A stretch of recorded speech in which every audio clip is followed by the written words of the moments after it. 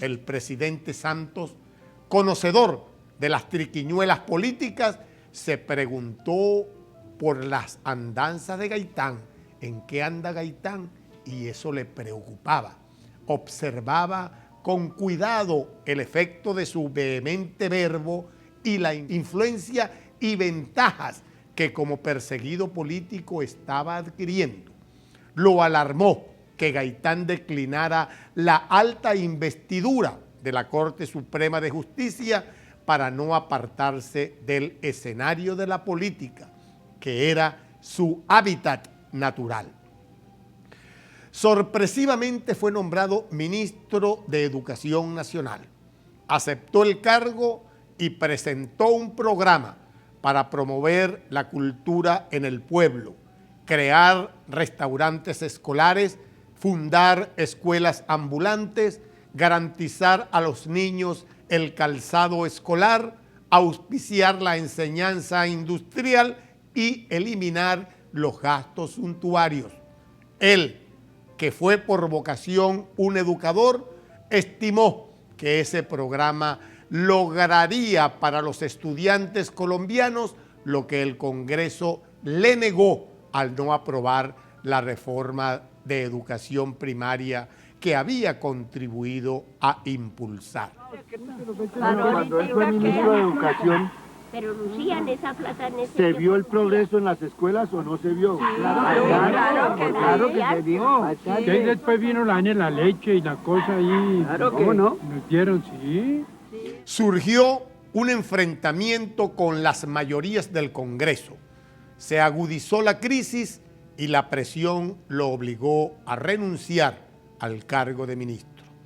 Participó en la lucha electoral, en la renovación de las cámaras legislativas, enfrentándose formalmente a la fuerza predominante en la dirección del Partido Liberal, liderada por Alfonso López Pumarejo, para quien marginar a Gaitán era su propósito sagrado.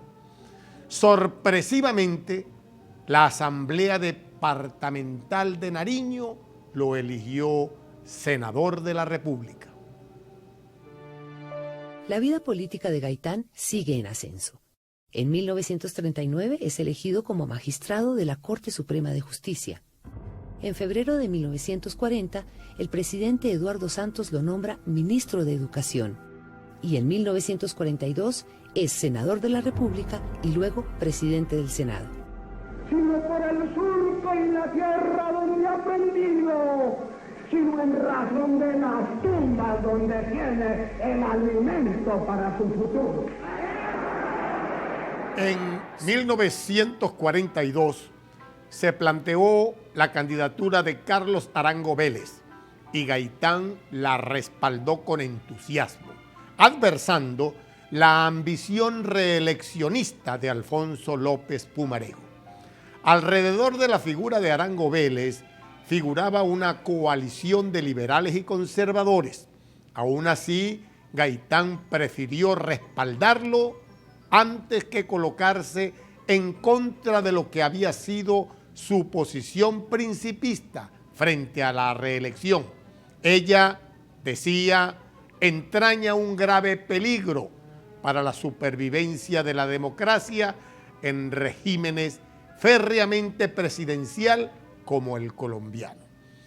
Su posición antireeleccionista no respondía a razones ideológicas sociales contra la candidatura de Alfonso López Pumarejo, sino que respondía a motivos de orden político y de método. El país recuerda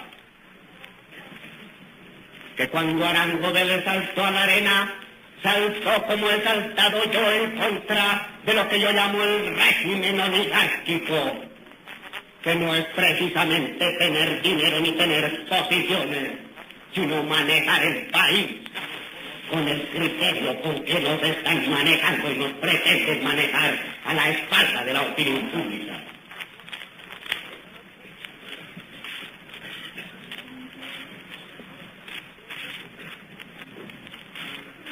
Y entonces, los odios se suturaron en lo externo. Y ante el peligro de que el sistema oligárquico se cayera, se silenciaron las baterías acostumbradas a odiar tan amorosamente. Y ahora tenemos el fenómeno a la inversa.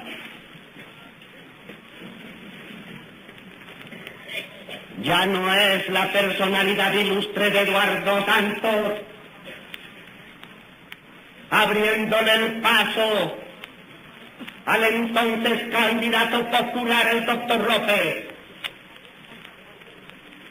Ahora es al revés, pero ante el mismo peligro, ante el agrietamiento de la oligarquía, ante el hecho de no haber podido imponer los candidatos contra la opinión pública, ante el hecho de haber fracasado con la intransigencia y haber fracasado con la transigencia, ante el hecho de haber puesto al Partido Conservador a decidir de la suerte del candidato liberal y no haberlo logrado, hemos llegado ya entonces ante el peligro de esta avalancha humana que no mi nombre, sino la restauración moral y democrática de la República libra una batalla, librará una batalla, vencerá a la oligarquía liberal y aplastará a la oligarquía conservadora.